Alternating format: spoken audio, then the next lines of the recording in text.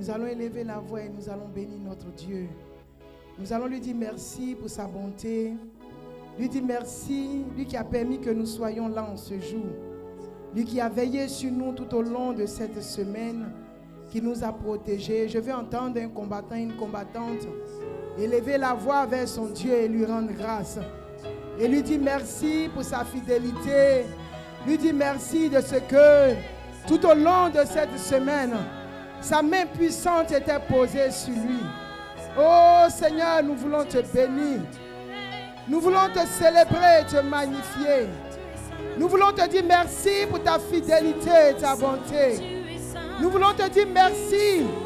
Toi qui as veillé sur nos pas. Toi qui nous as conduits jusqu'en ce lieu. Oh Dieu de gloire, Dieu de majesté. Que ton nom soit élevé, que ton nom soit magnifié. Que ton nom soit exalté. Que ton nom soit élevé en dignité et en gloire. Béni es-tu, Seigneur. Toi qui n'as plus de me donner de voix ce jour. Béni es-tu, Seigneur. Toi qui n'as plus, Seigneur, de nous rassembler ce soir. Seigneur, tu es grand. Tu es merveilleux. Tu es le Dieu excellent. Tu es le Dieu qui dit une chose et cela s'accomplit. Que ton nom, Seigneur, soit béni. Gloire à toi, Seigneur. Alléluia. Nous allons acclamer le Seigneur. Nous allons acclamer très fort le Seigneur. Chaque fois que tu acclames, tu troubles le camp de l'ennemi. Chaque fois que ton acclamation monte vers le Seigneur, ce sont tes ennemis qui tombent. Chaque fois que ton acclamation monte vers le Dieu de gloire, tes ennemis font allégeance. Alléluia. Soyez bénis au nom de Jésus. Vous pouvez vous asseoir. Alléluia. Je vous salue au nom de Jésus. Je bénis Dieu pour la vie de notre papa, Papa Mathias, lui qui a permis que ce soir je puisse me présenter devant vous. Et ce soir, je vais vous partager un thème. 2 Rois 10, le verset 17 à 27. Alléluia. Je lis la parole de Dieu. Lorsque Yéhou fut arrivé à Samarie, il frappa tous ceux qui restaient d'Akab à Samarie. Et il les détruisit entièrement selon la parole que l'Éternel avait dite à Élie. Puis il assembla tout le peuple et leur dit: Akab a peu servi Baal. Yéhou le servira beaucoup. Maintenant, convoquez auprès de moi tous les prophètes de Baal, tous ses serviteurs et tous ses prêtres, sans qu'il en manque un seul. Car je veux offrir un grand sacrifice à Baal. Quiconque manquera ne vivra pas. Yéhou agissait avec ruse pour faire périr les serviteurs de Baal. Il dit: publiez une fête en l'honneur de Baal. Et il la publiait. En envoyant des messagers dans tout Israël, et à tous les serviteurs de Baal arrivaient. Et tous les serviteurs de Baal arrivaient. Il n'y en eut pas un qui ne vint. Il entrait dans la maison de Baal, et la maison de Baal fut remplie d'un bout à l'autre. Yéhou dit à celui qui avait la garde des vestiaires: sors des vêtements pour tous les serviteurs de Baal. Et cet homme sortit des vêtements pour eux. Alors Yéhou vint à la maison de Baal avec Jonadab, fils de Rekab, et il dit aux serviteurs de Baal: cherchez et regardez, afin qu'il n'y ait pas ici des serviteurs de l'Éternel, mais qu'il y ait seulement des serviteurs de Baal. Et ils entrèrent pour offrir des sacrifices et des holocaustes. Yéhou avait placé dehors 80 hommes en leur disant: celui qui laissera échapper quelqu'un des hommes que je remets entre vos mains, sa vie répondra de la sienne. Lorsqu'on eut achevé d'offrir les holocaustes, Yehou dit aux coureurs et aux officiers, entrez, frappez-les, que pas un ne sorte. Et il les frappait du tranchant de l'épée. Les coureurs et les officiers les jetaient là et allaient jusqu'à la ville de la maison de Baal. Ils tiraient dehors les statues de la maison de Baal et les brûlaient. Ils renversaient la statue de Baal. Ils renversaient aussi la maison de Baal et ils firent un cloaque, c'est ça? Un cloaque qui a subsisté jusqu'à ce jour. Parole du Seigneur, notre Dieu. Alléluia. J'ai lu ce texte, tu vas te demander, mais qui est Yehou? Je vais te lire 2 Rois 9, verset 1. Élisée le prophète appela l'un des fils des prophètes et lui dit, Saint-Terrain, prends avec toi cette fiole d'huile et va à Ramoth en Galade. Quand tu y seras arrivé, vois Yehou, fils de Josaphat, fils de Nimshi. Tu iras le faire lever du milieu de ses frères et tu le conduiras dans une chambre retirée. Tu prendras la fiole d'huile que tu répandras sur sa tête et tu diras, ainsi parle l'Éternel, je t'oins, roi d'Israël, puis tu ouvriras la porte et tu t'enfuiras sans t'arrêter. Parole du Seigneur, notre Dieu. Alléluia. Yehou est celui que je n'irai pas dans tout le contexte, mais je vais essayer de vous expliquer plus ou moins. Et celui que Dieu s'est choisi pour détrôner le roi d'Israël, Akab. Parce que Akab, étant venu à la royauté, il s'est marié avec une personne. Il s'est marié à Jézabel. Il s'est marié avec Jézabel. Et Jézabel adorait les dieux Baal. À cause de Jézabel, le peuple d'Israël a commencé à adorer Baal. Il y avait des prophètes de Baal. Et nous savons tous ici que un roi a autorité sur son peuple. Si le roi adore Baal, le peuple va adorer Baal. Alors que le peuple d'Israël, c'est le peuple que Dieu s'est choisi. C'est le peuple que Dieu s'est choisi. Et voilà que le peuple de Dieu était en train d'adorer un Dieu étranger. Et Dieu a suscité Yehou par la bouche du prophète. Et Yehou, qu'est-ce qu'il a fait? Dieu lui a dit d'entrer, de détruire, de tuer tous les descendants d'Akab. Yehou a tué tous les descendants d'Akab.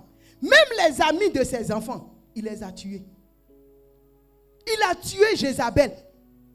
Et la Bible dit, quand Jézabel, c'est-à-dire qu'il a fini de tuer le fils d'Akab, quand Jézabel a vu Yehou, on dit, elle a commencé à trembler. Et ils l'ont précipité.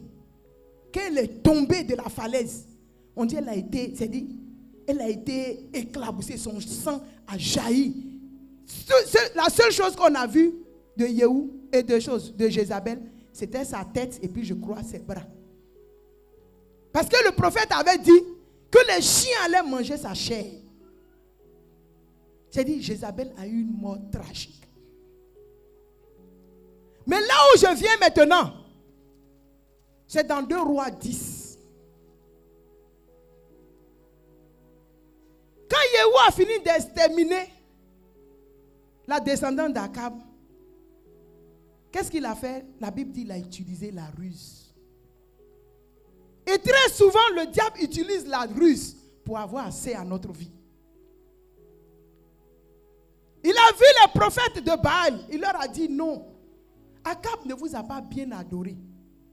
Moi, je vais vous adorer plus qu'Akab. Et eux, parce que vous savez, le diable, il est rusé. Il est intelligent. Il n'est pas intelligent, mais il est rusé. Et donc, ils étaient heureux de voir que Yehou, ce vaillant guerrier, allait être des leurs. C'est ça, non, des leurs. Vous voyez un peu, quand on vient à la prière, quand on dit non, un sorcier est converti, quelle est notre réaction? Nous sommes heureux, on dit wow, on vient de gagner, et un sorcier vient de se convertir. Donc imaginez l'effet contraire. Quand un soldat, un guerrier, un vaillant guerrier va aller dans le camp des prophètes de Baal, les prophètes étaient heureux. Parce qu'ils ont compris que Baal allait encore prendre le contrôle. C'est-à-dire Akab est mort, mais Baal allait faire continuer leur sorcellerie. Il dit non. Il a demandé qu'on les rassemble dans la maison de Baal. Ils étaient tout heureux. Mais là où tu vois encore que le diable est mauvais, parce que c'est Jézabel qui a fait entrer Baal dans la royauté. C'est Jézabel qui a corrompu Akab. C'est Jézabel qui a fait que le peuple d'Israël a adoré Baal. Mais ils ne se sont même pas souciés. Ils ne se sont même pas posé de questions. Mais pourquoi Yehou? Toi tu veux que, tu dis tu vas adorer Baal. Et puis tu as tué Jézabel. Je vais te dire, quand tu es dans la sorcellerie, le jour où on t'attrape, tes amis de la confrérie s'en foutent de toi. Tant pis pour toi si on t'a attrapé. Tant pis pour Jézabel si elle est morte. Eux, ils ont eu un nouveau pion. Ils ont eu un homme sûr. Il dit, venez dans la maison. Venez, je vais adorer. Ils étaient heureux. Ils n'ont même pas réfléchi. Le diable ne réfléchit pas assez. Le diable ne réfléchit pas assez. Le diable, lui, il agit. Mais il ne réfléchit pas. Parce que si le diable réfléchissait, il y a certains actes qu'il n'allait pas poser. Et le vendredi passé, je vous avais donné le témoignage de cette femme dont la fille était décédée. Sa soeur a pleuré pendant une semaine. Elle pleure le matin, elle pleure le soir. Elle pleure le matin, elle pleure le soir. Aux grandes nouvelles, c'était la pleureuse qui avait livré la petite. Alléluia. Le diable n'a pas de sentiments. Le sorcier n'a pas de sentiments. Le sorcier, lui, quand toi tu es dans l'amertume, lui il est dans la joie. Pendant les 1 semaine où cette femme pleurait, en réalité, elle célébrait sa victoire. Le diable, il s'en fout de tes sentiments. Au contraire, quand tu es dans la tristesse, c'est en ce moment que lui devient, il est honoré. Et c'est ce qu'on dit dans la sorcellerie, quand tu livres soit ton enfant, ou quand tu livres ton père, ou ta mère, tu montes en grade. Donc, les serviteurs de Baal avaient eu un grand trophée, qui était Yehou. Il dit, venez, on va mieux adorer Baal. Alléluia. Et qu'est-ce que Yehou a dit? Il dit de ne laisser, il a demandé aux gardes de ne laisser sortir personne. Le vendredi passé, le frère nous a parlé de frapper. Le mot frapper est encore arrivé.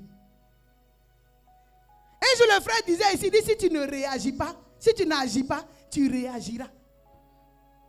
Ta participation, c'est de frapper. Mais il y a quelque chose qui m'a marqué dans l'action de Yehou. C'est qu'il a rassemblé tous les prophètes. C'est-à-dire, il a rassemblé toute la confrérie de sorcellerie de Baal. Souvent, nous venons combattre. Nous combattons un côté, nous laissons l'autre côté. C'est ce qui fait que souvent notre combat dure. Vous prenez un couple, ils sont dans leur foyer, ils ont des attaques. Mais quand les attaques commencent, soit la femme va accuser les parents de son mari, soit le mari va accuser les parents de sa femme. C'est-à-dire, au lieu d'aller, de se mettre ensemble, parce que au moment où nous formait les couples dans notre communauté, on nous a dit quand deux familles se marient, ce sont les deux sorciers qui s'assemblent. Les deux sorciers des deux familles qui se réunissent. Et on reste à accuser l'autre, et finalement, Le diable, qu'est-ce qu'il fait? Il s'assoit et puis il agit. Mais Yehou a compris que s'il laissait un seul prophète Baal, l'adoration à Baal allait continuer. Mais qu'est-ce qu'il a fait? Il les a réunis tous. Et il s'est rassuré qu'aucun n'est resté dehors. Il s'est rassuré qu'aucun sorcier n'est resté dehors. Parce qu'en réalité, Jézabel, c'était une sorcière. Les prophètes Baal, c'était des sorciers. Il les a tous rassemblés dans une maison. Ce soir, je vais te dire, quand tu combats, ouvre bien les yeux. Parce que pendant que tu es en train de combattre une réalité, l'autre réalité peut te tacler dans le dos. C'est pourquoi il faut que tu te mettes, c'est-à-dire, tu t'assures que tu as le contrôle de tous. Parce que si tu n'as pas le contrôle de tous, si tu as attaqué une seule réalité, l'autre, il verra comment tu as attaqué la première réalité. Il va t'attaquer. C'est-à-dire, il va aller chercher des renforts. Il va aller chercher des alliés dans d'autres familles pour venir. Et ta condition sera pire qu'avant. Alléluia. Et lorsqu'ils se sont réunis dans la maison de Baal, qu'est-ce que Yehou a fait? Il a emmené 80 officiers. Il dit, entrez, frappez-les, tuez-les. Alléluia. Je veux te dire ce soir, si tu as décidé de te lever contre la sorcellerie de la maison de ton père ou la sorcellerie de la maison de ta mère, retire les sentiments. Retire les sentiments. Parce que souvent on dit non, c'est-à-dire quand on regarde on dit non, dans la famille de ma mère, les gens sont sorciers. Et puis on oublie la famille de ton père. Dans quelle famille africaine il n'y a pas de sorcellerie? Dans quelle famille africaine? Et ça fait qu'on mène le combat sur un seul front. L'autre côté est là. Dis à ton voisin, c'est une association. C'est une association, c'est une confrérie. On me donnait le témoignage d'une dame. Elle et son mari se sont débrouillés. Ils ont quêté. Ils ont acheté d'abord leur maison à Abidjan. Ensuite, ils ont quêté. Ils ont acheté, ils ont construit leur maison au village. Dès qu'ils ont fini de construire la maison, l'oncle du monsieur dit non. Toi petit, toi comme ça, tu vas habiter dans une nouvelle maison. Moi je suis dans une vieille maison. Je veux cette maison. Comme il connaît la puissance de frappe de l'oncle, il a donné la maison. Alléluia. Il a allé encore, il a économisé. Il a construit lui-même sa maison maintenant et sa femme. Quand il a fini de construire, l'oncle dit, tu ne dors pas dedans. Je dis, la sorcellerie n'a pas de sentiments. Qu'est-ce qu'ils ont fait? Ils ont frappé le gars, il est mort. Quand il est mort, un mois après son enterrement, l'oncle est tombé, il est mort. Il y avait un petit neveu qui était à la maison. Il est tombé, il est mort. Et puis maintenant, voilà la maman de la femme même. Elle est malade. On l'a amenée au CHU de Yopougon. Sa fille s'en va la voir. Elle dit, je vais te parler. Je te demande pardon. Elle dit, tiens, pourquoi tu demandes pardon? Tu es malade. Il ne faut pas faire des fois. Elle dit, non, je dois te demander pardon. Que ton mari qui est mort là, on s'est associés. Son oncle, son neveu, plus moi. C'est nous trois qui avons fait le travail. Elle dit, elle regarde sa mère. Elle dit, ferme tes yeux, mère. Elle dit, dans l'hôpital là, les gens, elle dit, ferme tes yeux, mère. Alléluia. On a fait, qu'est-ce qu'il vous a fait? C'est pourquoi Dans la sorcellerie, surtout les femmes qui sont mariées. Mon mari là dans sa famille, ils sont sorciers. Mais toi-même, ta famille. Vous êtes mariés, il y a une association. Il y a une association.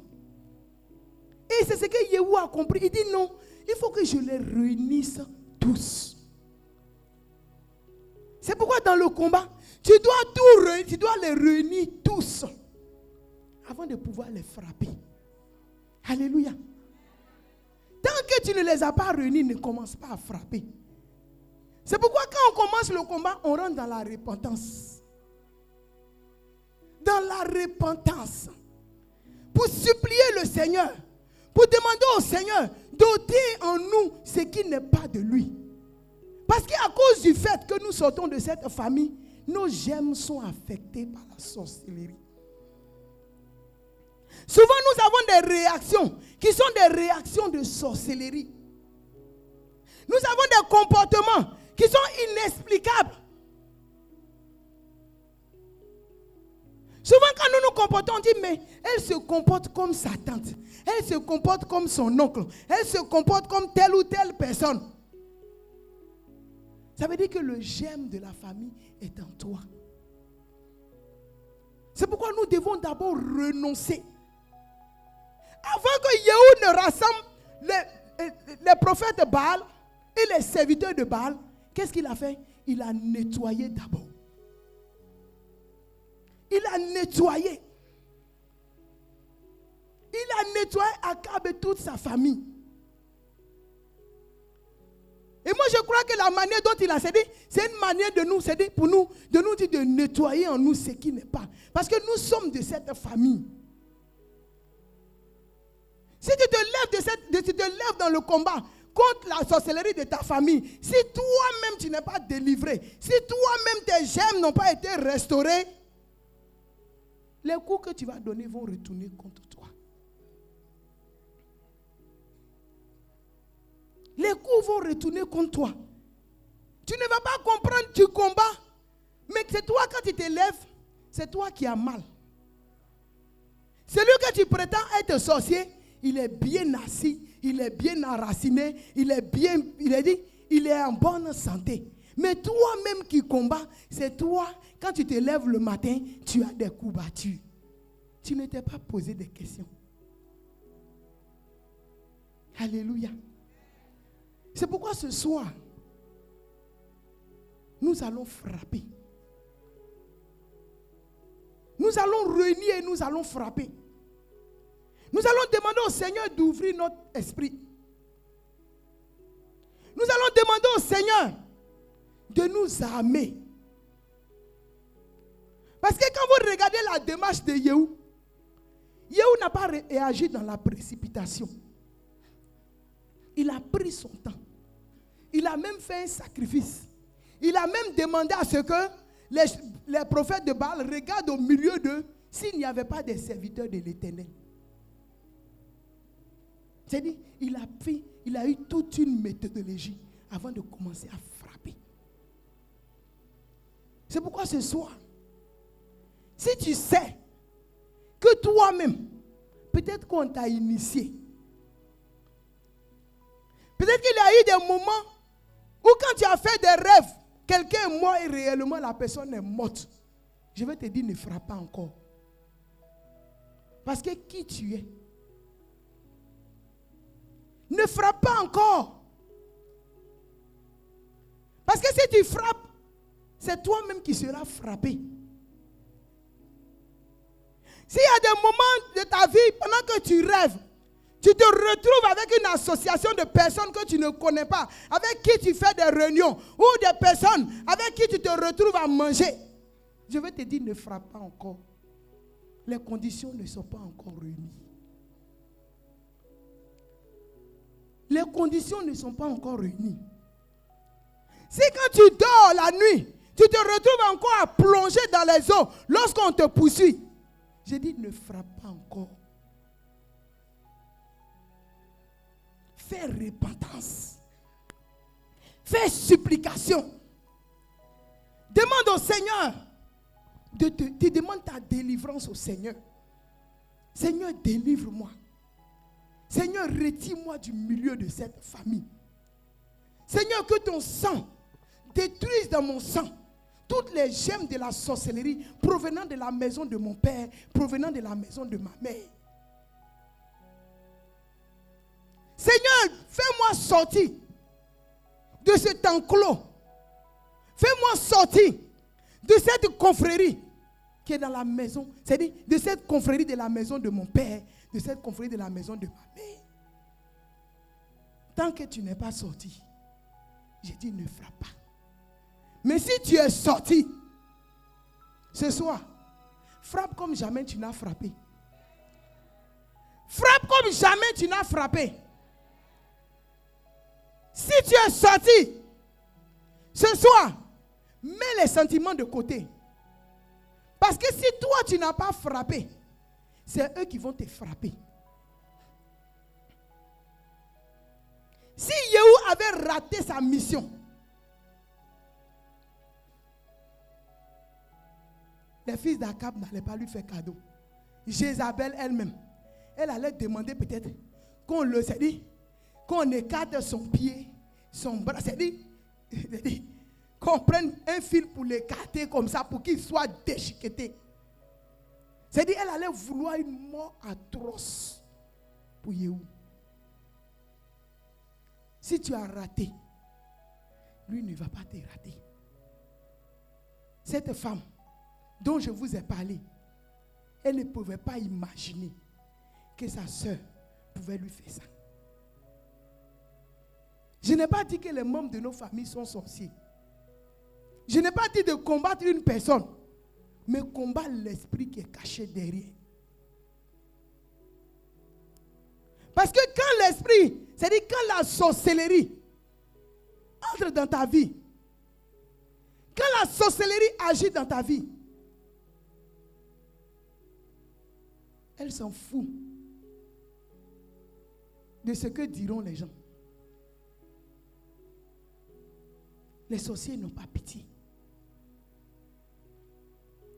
Mais gloire soit rendue à Dieu pour ce qu'il nous a donné Jésus-Christ de Nazareth. Quand vous regardez dans l'Ancien Testament, Dieu a demandé à Yehou de tuer tous les enfants d'Akab. On pourrait dire, mais Dieu là, peut-être qu'il n'a pas de sentiments. Non. Dieu est un Dieu d'amour. Le Dieu que nous prions est un Dieu d'amour, mais c'est aussi un Dieu de justice. C'est aussi un Dieu de justice. Alléluia. Avant, c'est-à-dire qu'il demandait qu'on tue.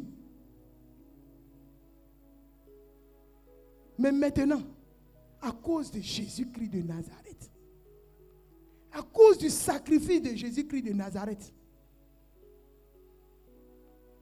Dieu nous fait miséricorde. À cause du sacrifice de Jésus-Christ de Nazareth, Dieu nous donne encore une occasion pour nous racheter. Et l'occasion qu'il nous donne, j'ai dit, c'est la repentance.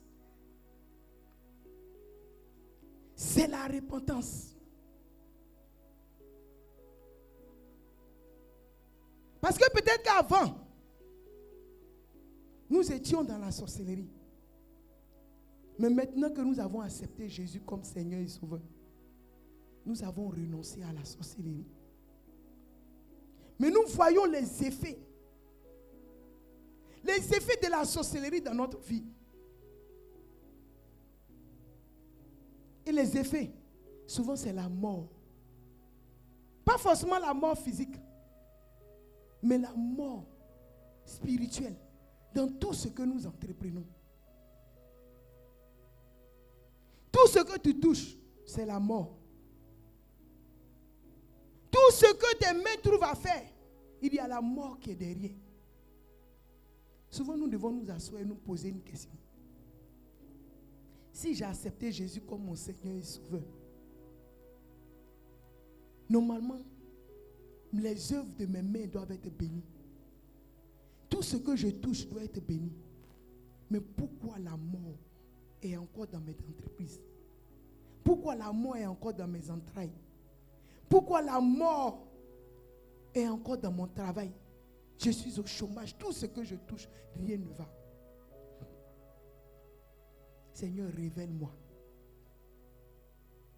Et quand le Seigneur va nous révéler, nous aurons la victoire sur tous nos ennemis. Parce que Jésus est venu pour que toi et moi, nous ayons la vie. Jésus est venu pour que les captifs retrouvent la liberté. Jésus est venu pour que la sorcellerie n'ait plus d'influence sur notre vie. Et donc ce soir, nous allons nous lever comme des vaillants guerriers. Tu avais peut-être pour l'habitude de venir au combat et prier avec beaucoup de douceur. Mais ce soir, je veux te dire que tu dois frapper avec violence. Tout à l'heure, lorsque nous allons prier, il faut que tu frappes avec violence. Parce que c'est ce que Yehou a dit aux soldats. Il a dit, si jamais un seul s'échappe,